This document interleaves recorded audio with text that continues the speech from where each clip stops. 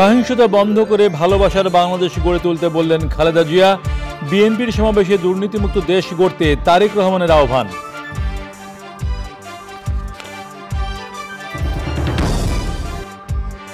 Kashimpur high security কারাগার থেকে 209 বন্দীর পলায়ন, নিরাপত্তারক্ষীদের গুলিতে 6 জন নিহত।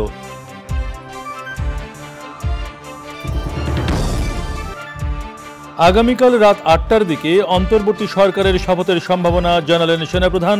সাম্প্রতিক সহিংসতায় জড়িতদের আইনের আওতায় আনার ঘোষণা। শ্রম আইনের মামলায় ডক্টর ইউনূস সহ 4 জনের সাজা বাতিল।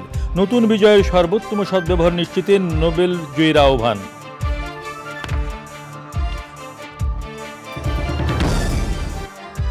এবং বৃহস্পতিবার সন্ধ্যার মধ্যে সব পুলিশ সদস্যকে কাজে যোগ দেওয়ার নির্দেশ। অপেশাদারদের দোষারোপ করলেন নতুন আইজিপি।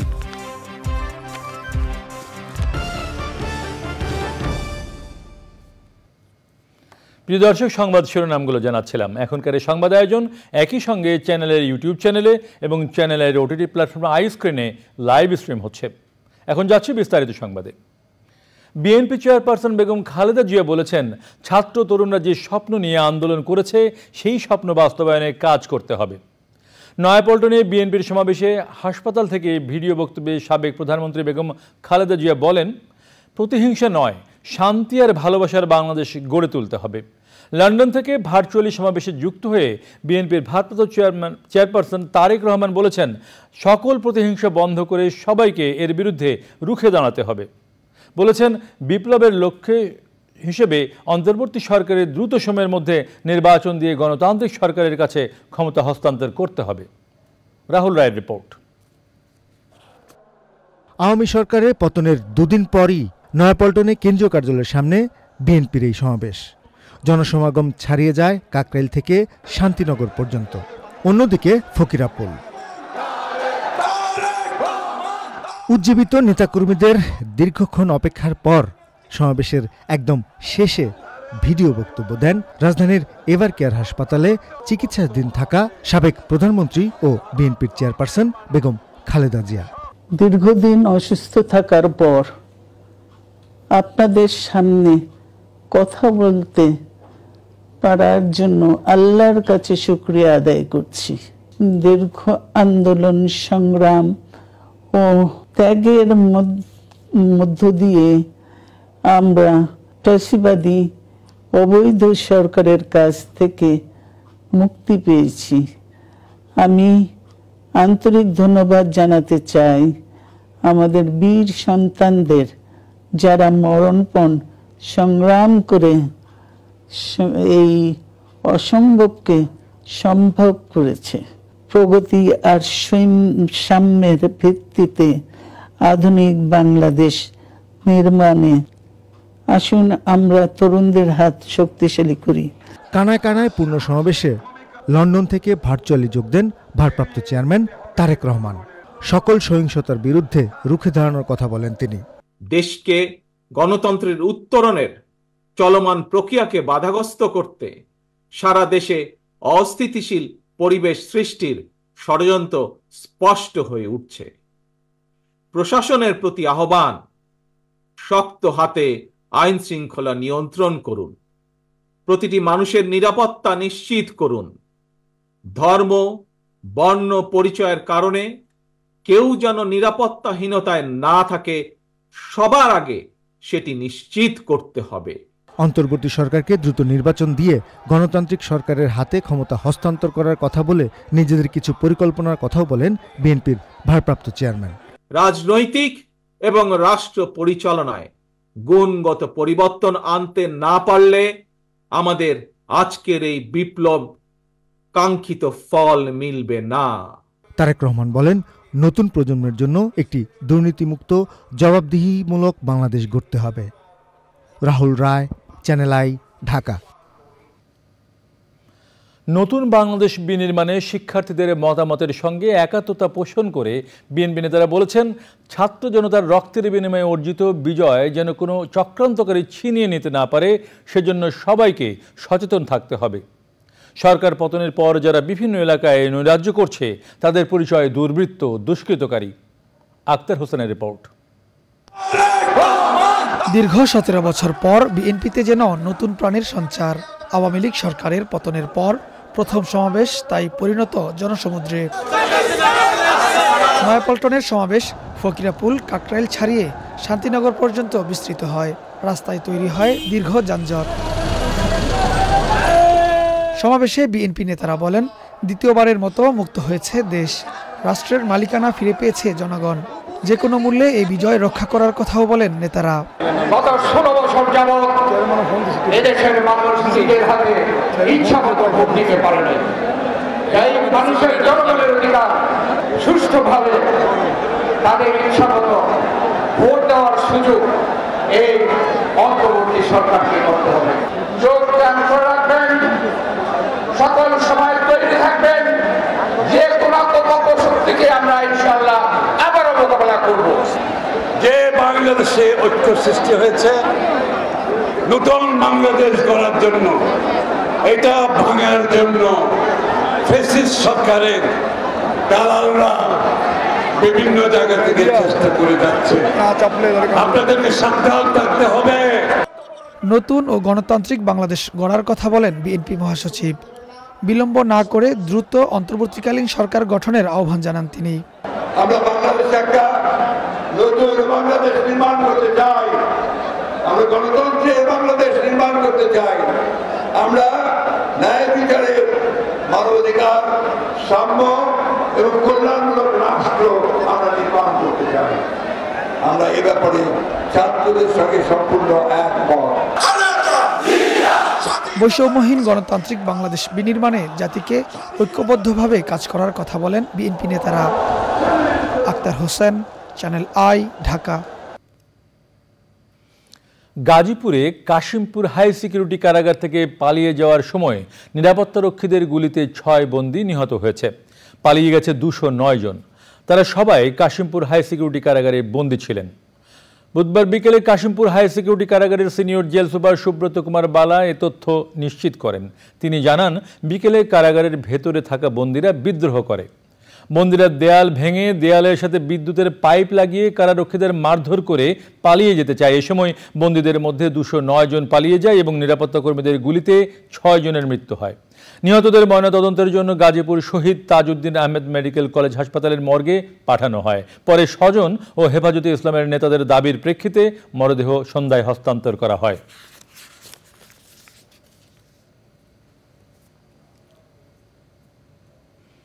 আগামীকাল সন্ধ্যায় শপথ নিতে যাচ্ছে অন্তর্বর্তীকালীন সরকার। নোবেলজয়ী ডক্টর মোহাম্মদ ইউনূসকে প্রধান করে 15 বা তার কিছু বেশি সদস্য থাকতে পারেন এই সরকারে। অতিথি থাকবেন 400-রও বেশি। সংবাদ সম্মেলনে এসব কথা জানান সেনাবাহিনী প্রধান জেনারেল ওয়াকারুজ্জামান। দেশের কয়েকটি জায়গায় সহিংসতার ঘটনায় দুঃখ প্রকাশ করে সেনাপ্রধান আশা প্রকাশ করেন 2-4 দিনের মধ্যেই পরিস্থিতি শান্ত হবে। নীলাদ্রি শেখরের রিপোর্ট। সাম্প্রতিক পরিস্থিতি নিয়ে সেনাবাহিনীর জিওসি ও কমান্ডারদের সঙ্গে কথা বলেছেন সেনাবাহিনী প্রধান জেনারেল ওয়াকারুজ্জামান।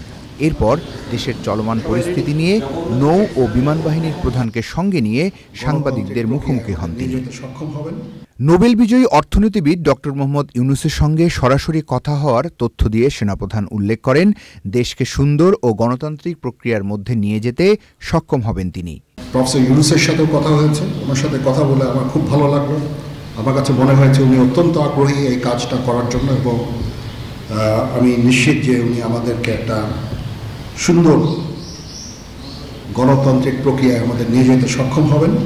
একটা প্রস্তাব ছিল বিকালে করার, বিকালে খুব টাইট হয়ে যেতে পারে, কিন্তু উনি 2:10-এর দিকে হয়তো এখানে আসবেন। এটা মে বি ভেরি টাইট। আমরা হয়তো তাহলে রাত্রেবেলা রাত 8টার দিকে করতে পারি। হয়তো 400 জন লোকের উপস্থিতি এখানে থাকবে।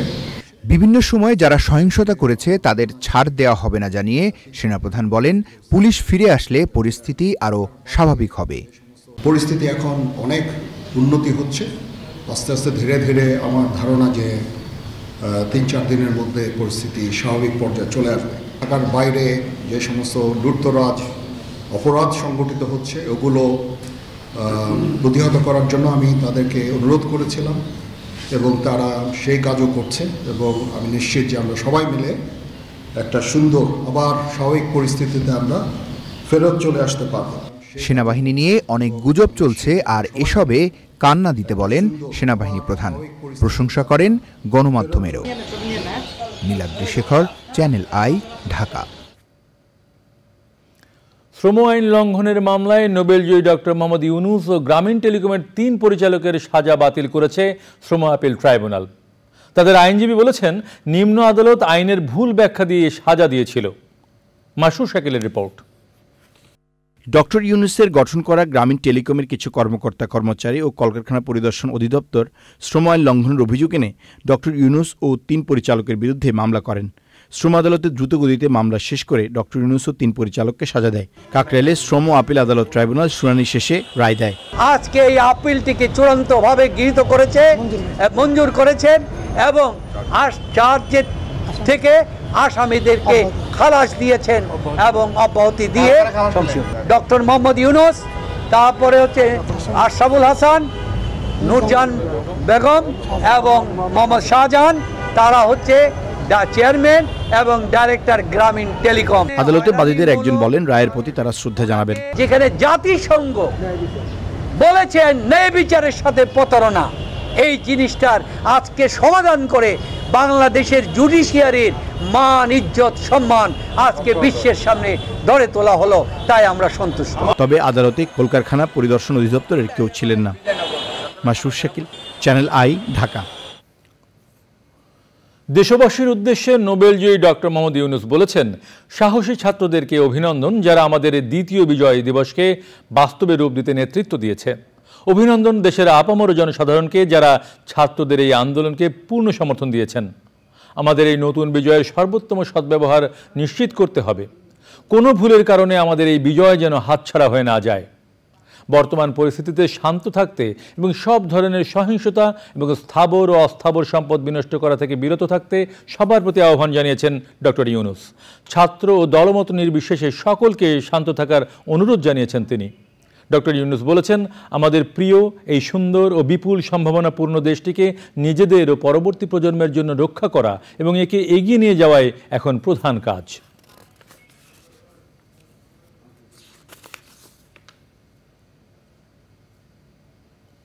মাঠ পর্যায়ে সকল পুলিশ কর্মকর্তা ও সদস্যদের বৃহস্পতিবার সন্ধ্যার মধ্যে নিজ নিজ ইউনিটে যোগ দেওয়ার নির্দেশ দিয়েছেন নবনিযুক্ত আইজিপি। পুলিশ সদর দপ্তরে সাংবাদিকদের তিনি বলেন, নেতৃত্বের ব্যর্থতার কারণে কিছু উচ্চাভিলাষী অপেশাদার পুলিশ সদস্য নীতিমালা ও মানবাধিকার লঙ্ঘন করে দায়িত্ব পালন করতে গিয়ে হতাহত হয়েছেন। এনামুল কবির, রূপমের রিপোর্ট। দায়িত্ব গ্রহণের পর বঙ্গভবনে গিয়ে রাষ্ট্রপতির সঙ্গে সাক্ষাৎ করেন পুলিশের নতুন আইজি মোহাম্মদ মঈনুল ইসলাম। পরে পুলিশ সদর দপ্তরের হল অব ইন্টিগ্রিটিতে সাংবাদিকদের মুখোমুখি নতুন পুলিশ প্রধান। আমাদের কতিপয় উচ্চাভিলাষী অপেশাদার কর্মকর্তার কারণে এবং কর্মকৌশল প্রণয়নে বল প্রয়োগের যে আপনি জানেন যে স্বীকৃত নীতিমালা রয়েছে, ইউজ অফ ফোর্স, যেখানে মানবাধিকারকে সর্বোচ্চ প্রাধান্য দেওয়া হয়, সেই নীতিমালা অনুসরণ না করা এবং কোনো কোনো ক্ষেত্রে মানবাধিকার লঙ্ঘন করা এবং নেতৃত্বের কর্মকৌশল গ্রহণে ব্যর্থতার কারণে আমাদের অনেক সহকর্মী আহত হয়েছেন, এমনকি অনেকে নিহত হয়েছেন, নিগৃহীত হয়েছেন। পুলিশ কর্মকর্তা ও সদস্যদের কাজে যোগদানের নির্দেশ দেন আইজিপি। পুলিশ ইউনিটের সব অফিসার এবং ফোর্সকে আগামী 8 আগস্ট 2024 তারিখ বৃহস্পতিবার অর্থাৎ আগামীকাল সন্ধ্যার মধ্যে স্ব স্ব কর্মস্থলে যোগদান করতে হবে।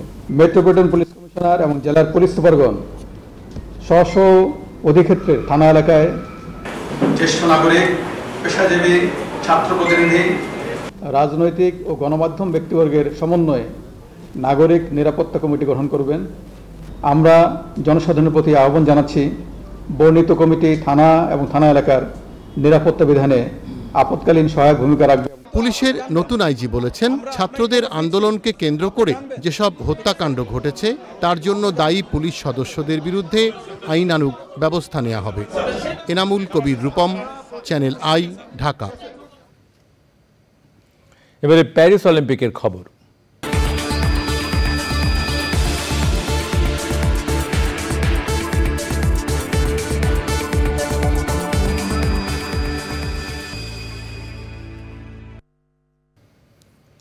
প্যারিস অলিম্পিকের দ্রুততম মানবী সেন্ট লুসিয়ার জুলিয়ান আলফ্রেডকে পেছনে ফেলে 200 মিটার স্প্রিন্টে স্বর্ণ জিতেছেন যুক্তরাষ্ট্রের গ্যাবি টমাস।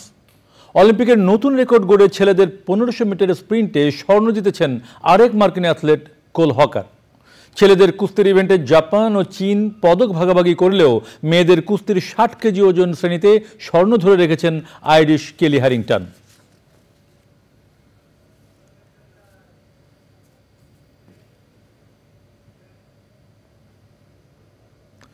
দেখছেন চ্যানেল এই সংবাদ। এবারে কিছুক্ষণের বিরতি, আর বিরতির পর অন্যান্য সংবাদের সঙ্গে থাকছে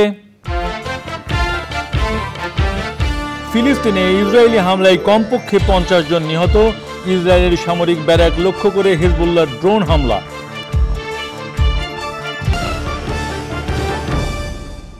রাজধানীর সড়কে যানবাহনের শৃঙ্খলা ফেরাতে আজও স্বেচ্ছাশ্রম দিচ্ছে শিক্ষার্থীরা। ট্রাফিক নিয়ন্ত্রণের কাজ কষ্টসাধ্য হলেও হাসি মুখে কাজটি করে যাচ্ছে তারা। শিক্ষার্থীদের এমন উদ্যোগ প্রশংসা কুড়াচ্ছে সব মহলে। তবে সড়কের নিরাপত্তা ও শৃঙ্খলায় কোথাও কোথাও আনসার সদস্য নিয়োগ করা হয়েছে। নাজিব বেগের রিপোর্ট।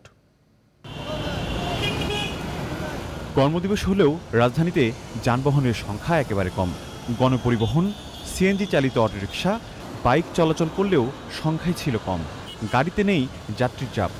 রাস্তায় ট্রাফিক পুলিশ না থাকায় আজও ট্রাফিকের দায়িত্বে নেমেছেন শিক্ষার্থীরা।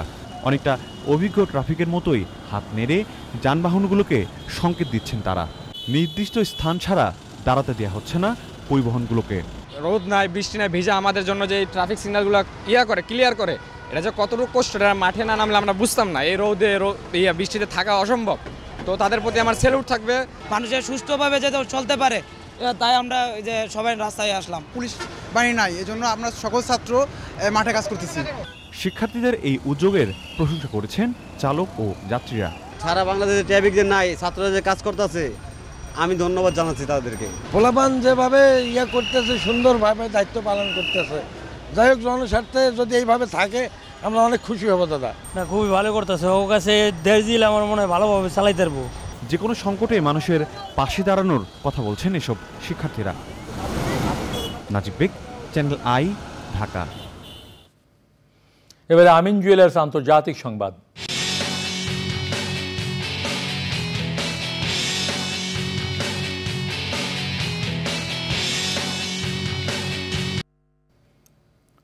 গত 24 ঘন্টায় ফিলিস্তিনে ইসরায়েলি হামলায় কমপক্ষে 50 জন নিহত হয়েছে। আহত হয়েছে আরও অনেকে। শুধু অধিকৃত পশ্চিম তীরের বিভিন্ন স্থানে ইসরায়েলি বাহিনীর আক্রমণে কমপক্ষে 12 ফিলিস্তিনি নিহত হয়। দেইর এল বালায় ইসরায়েলি বাহিনীর সবশেষ হামলায় প্রাণ গেছে 3 জনের, আহত হয়েছেন 10 জনেরও বেশি। এছাড়াও বিভিন্ন স্থানে বিক্ষিপ্ত হামলায় হতাহতের ঘটনা ঘটেছে। ওদিকে ইসরায়েলি সামরিক বাহিনী লেবাননের মাইসদাউন শহরে একটি ভবনে অভিযান চালিয়ে 5 হিজবুল্লাহ যোদ্ধাকে হত্যা করেছে। জবাবে ইসরায়েলের উত্তরাঞ্চলের একটি সামরিক ব্যারাক লক্ষ্য করে এক ঝাঁক ড্রোন হামলা চালিয়েছে হিজবুল্লাহ। তবে এতে কোনো হতাহতের খবর পাওয়া যায়নি। ইয়াহিয়া সিনওয়ারকে তাদের নতুন রাজনৈতিক প্রধান হিসেবে ঘোষণা করেছে হামাস। এবারে কৃষি সংবাদ।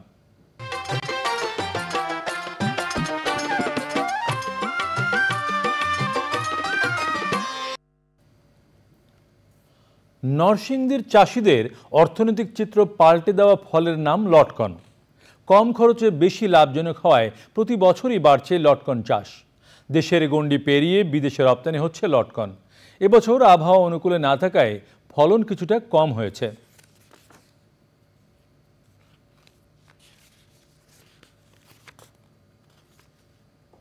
এবারে প্রকৃতি সংবাদ।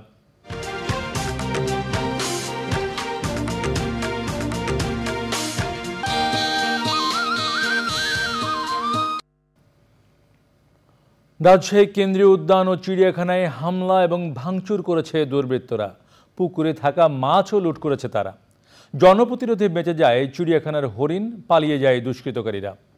এরপর থেকে কেন্দ্রীয় উদ্যান ও চিড়িয়াখানা রক্ষায় পাহারা রয়েছে শিক্ষার্থী ও স্থানীয় জনগণ।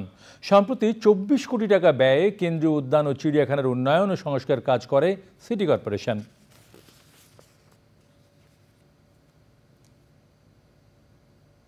এবারে এক্সিম ব্যাংক বাণিজ্য সংবাদ।